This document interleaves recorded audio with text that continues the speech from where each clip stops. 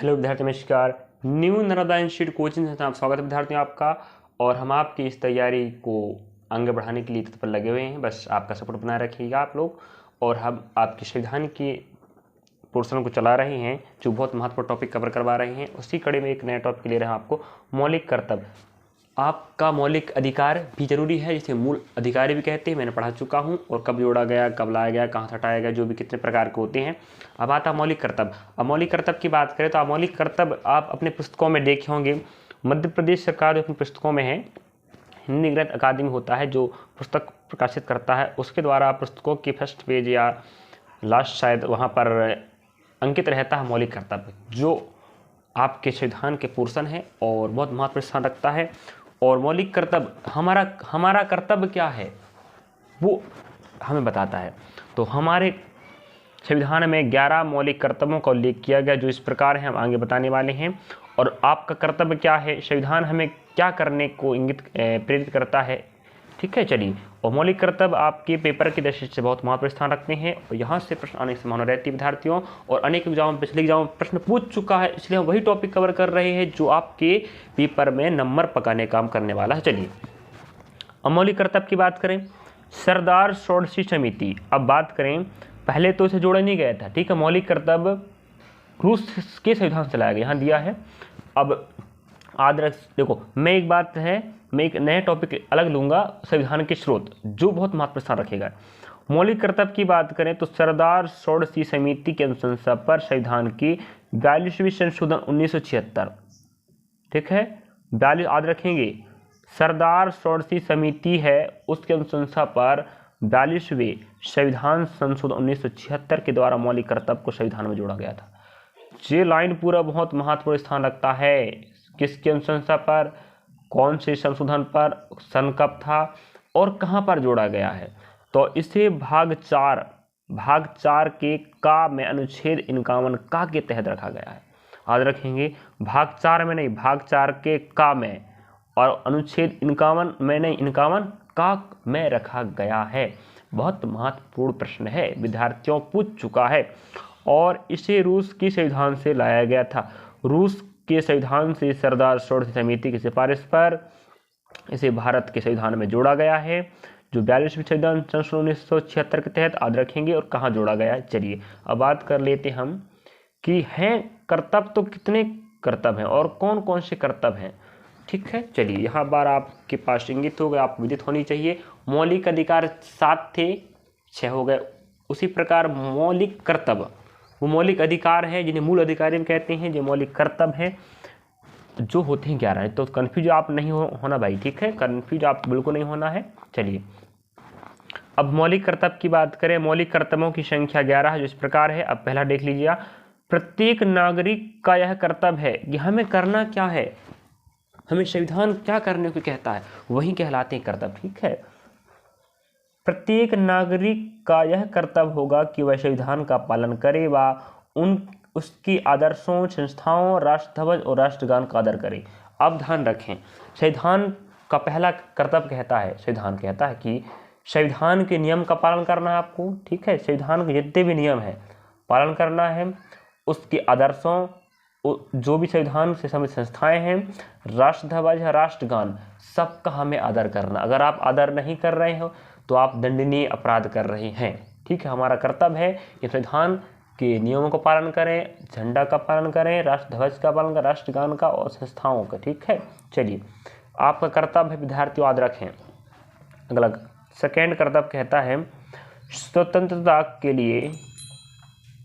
चलिए, अगला कर्तव्य देख सकते हैं आप लोग, स्वतंत्रता के लिए हमारे राष्ट्रीय आंदोलन को प्रेरित करने वाले उच्च आदर्शों को हृदय में संजोए रखें और उनका पालन करें। मतलब जो हमारा भारत देश आज़ाद हो रहा था, उस आज़ादी की लड़ाई में हमारे जो भारतवासियों ने अनेकों प्रयास किए, आंदोलन किए, हमें उन आंदोलनों को प्रेरणा स्रोत बनाना है, उनका आदर करना है, सम्मान करना है। ये कहता है हमारा सेकेंड मौलिक कर्तव्य, ठीक है। चलिए, थर्ड नंबर, भारत की संप्रभुता, एकता और अखंडता की रक्षा करें और उसे अछूतता रखें। सीधी बात करें तो हमें भारत की प्रभुता, एकता और अखंडता, मतलब भारत को एकता करके रखना है, उसको अखंडता नहीं करना है, अखंड भारत बनाना है। जो खंडित खंडित होने का प्रयास कर रहे हैं लोग, हिंदू मुस्लिम ईसाई जो भी अलग अलग विचारधारा लेके चल रहे हैं, उन्हें हमें एक विचारधारा में लेके चलना है कि भारत देश एक है, भले जाति धर्म अलग अलग है लेकिन भारत देश एक है। यह हमारे मन में होनी चाहिए। एकता और अखंडता को बनाए रखने का प्रयास करना ही हमारा मौलिक कर्तव्य है, जो तीसरा में दिया है। अब चौथा देश की रक्षा करें। देश की रक्षा करने का मतलब नहीं कि आप बॉर्डर में ही रक्षा करें। बॉर्डर में जो सिपाही रक्षा कर रहे हैं, फोर्स के रूप में देश सेवा कर रहे हैं, वो तो रक्षा कर रहे हैं, बट आप लोग वो बाहरी रक्षा कर रहे हैं, आप आंतरिक रक्षा कीजिए।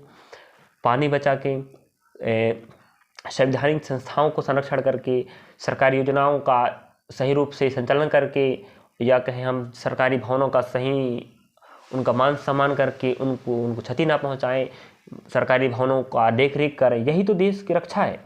ऐसा नहीं कि आप देश के लिए मर मिट रहे, वही रक्षा नहीं, वो भी रक्षा है। और देश में जो संवैधानिक तौर पर जो संस्थाएं या जो भी प्रक्रिया हो रही चल रही, उनकी रक्षा करना, आदर करना ही देश रक्षा के बराबर है। अब 5 नंबर, भारत की सभी लोगों में समरसत्ता और समान मात्र तत्व की भावना का निर्माण करना। मतलब समरसत्ता मतलब सब में समान विचार की भावना का निर्माण करना भी हमारा कर्तव्य है। अगर कोई व्यक्ति ऐसा है जो अलग विचारधारा लेके चल रहा है, गलत धारणा लेके चल रहा है, उसकी धारणा को या विचार को हमें समान बनाना, भारत के समस्त व्यक्तियों के जैसा, ऐसे हमें करना है। मौलिक कर्तव्य 5वां नंबर सिखाता है।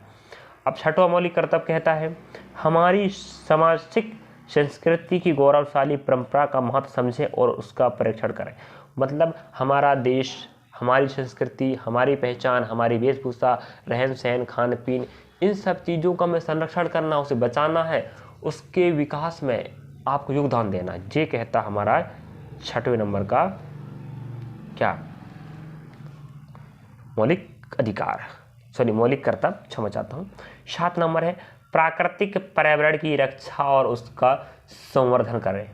अब देखो 7 नंबर, प्राकृतिक पर्यावरण, जो भी है स्थलमंडल, जलमंडल, वायुमंडल है, वहाँ पर जो भी परिघटनाएं हैं या जो भी वातावरणीय परिघटनाएं हो रही हैं या जो भी प्राकृतिक चीज़ें हैं, हमें उनकी रक्षा करना है और उनकी देख रेख भी करना, संवर्धन करना है। अगर ह्रास हो रहा है तो उसकी बचाव करें, रख रखाव करें, उसकी उन्नति। जैसे अगर कोई पौधा नष्ट हो रहा है तो उसकी हम सेवा करें, जाप्त करें, उस पानी दें, ठीक है, जिससे उसका विकास हो सके। हमें प्रकृति की रक्षा करना है। 9 नंबर है, 8वां नंबर है, वैज्ञानिक दृष्टिकोण और ज्ञानार्जन की भावना का विकास करें। हमारे दिमाग में आलतू फालतू की दिमाग नहीं बैठनी चाहिए। हमारे दिमाग में क्या होनी चाहिए, विज्ञान दृष्टिकोण। हम विज्ञान पढ़कर, वैज्ञानिक तौर तरीके का उपयोग कर देश समाज के लिए हम नए विचारधारा लाकर लोगों को जागरूक करें और उनके विकास में काम करें। यह कहता है हमें 8 नंबर का मौलिक कर्तव्य कि वैज्ञानिक विचारधारा रखें, वैज्ञानिक तरह सोचें, तब आप देश का विकास कर सकते हो। ठीक है। 9वां नंबर, सार्वजनिक संपत्ति को सुरक्षित रखें। सार्वजनिक संपत्ति, सार्वजनिक वही बता चुका हूँ मैं। सार्वजनिक मतलब स्कूल भवन हो गए, सांस्कृतिक केंद्र हो गए, आपके अस्पताल हो गए, आपके रंगमंच हो गए, ग्राम पंचायत में भवन होते, उन सब की रक्षा करना आपका मौलिक कर्तव्य है। याद रखें, नष्ट ना करें। जैसे गांव तरफ क्या होता है, कुछ नष्ट भी कर देते हैं, कोई दबंग लोग है कि नहीं, तो आपको क्या करना है, उनकी रक्षा करना है। अब रही बात, अगला पॉइंट हमारे पास 10 नंबर का, व्यक्तिगत एवं सामूहिक गतिविधियों के सभी क्षेत्रों में उत्कर्ष की ओर बढ़ने का सतत प्रयास करें। मतलब सामूहिक गतिविधियाँ, जैसे आजकल महिलाएं समाज सेविका वाली काम चल रही, समाज सेवा में योगदान करें, सामूहिक कुछ भी समितियां बनाएं और अपने गांव का, अपने क्षेत्र का नाम रोशन करें, विशेष योजना बनाएं सामूहिक रूप से। ऐसे चाहता है हमारा मौलिक कर्तव्य नंबर 10वां। ठीक है। अब 11 कहता है, माता पिता या संरक्षक। माता पिता अगर एक्सपायर हो गए तो जो व्यक्ति आपका लालन पालन करता है उसे संरक्षक कहा जाता है। द्वारा 6 से 14 वर्ष के बच्चों हेतु प्राथमिक शिक्षा प्रदान करना।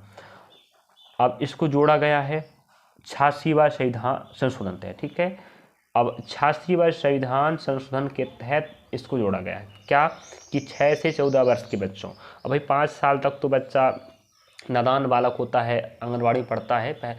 ठीक है। अब 2-3 साल उम्र होने के बाद, 2 साल या 2-3 साल आंगनवाड़ी पढ़ता, उसके बाद उसका प्राथमिक शिक्षा चालू होता है 1 से 5वीं तक। तो सरकार कहता है, संविधान कहता है, 11 नंबर का मौलिक कर्तव्य कहता है कि प्रत्येक माता पिता और संरक्षक का मौलिक कर्तव्य है कि 6 से 14 वर्ष के बच्चों को प्राथमिक शिक्षा प्रदान करें। अगर आप नहीं कर रहे हो, आप अगर बच्चों को नहीं पढ़ा रहे हो, तो आप दंडनीय अपराध कर रहे हैं। क्या कर रहे हैं? दंडनीय अपराध। तो ऐसे माता पिता जो बच्चों को नहीं पढ़ाना चाहते हैं, अगर कोई व्यक्ति जो समझदार पढ़ा लिखा वो अगर आप शिकायत कर देता है तो आप जेल जा सकते हैं। क्यों? संविधान कहता है, आपका मौलिक कर्तव्य है कि बच्चों को पढ़ानी चाहिए 6 से 14 वर्ष के। उसके बाद आप नहीं पढ़ा रहे हो, उसमें आपकी समस्या है। बट सरकार प्रयास करे कि आपके बच्चों को पढ़ाए, बट आपकी जिम्मेदारी है कि आप 6 से 14 साल के बच्चों को स्कूल जरूर पहुँचाएँ और पढ़ाएँ। चलिए, थैंक यू, धन्यवाद। हम आपको विद्यार्थियों मौलिक कर्तव्य पढ़ाए हैं, बट यहाँ जो भी जानकारी है आपकी बेसिक, देखो मौलिक कर्तव्य आपको याद होनी चाहिए कि हमें देश के लिए हमारा कर्तव्य क्या है, संविधान हमें क्या करने को कहता है, आपको पूरा बननी चाहिए, ठीक है। और रही बात मौलिक कर्तव्य, यहाँ जितना भी डाटा दिया, यहाँ पर जितना भी डाटा है आपके दिमाग में बैठनी चाहिए, क्योंकि यहाँ से प्रश्न आता है। चलिए, थैंक यू, धन्यवाद। पढ़ते रहिए, बढ़ते रहिए आगे।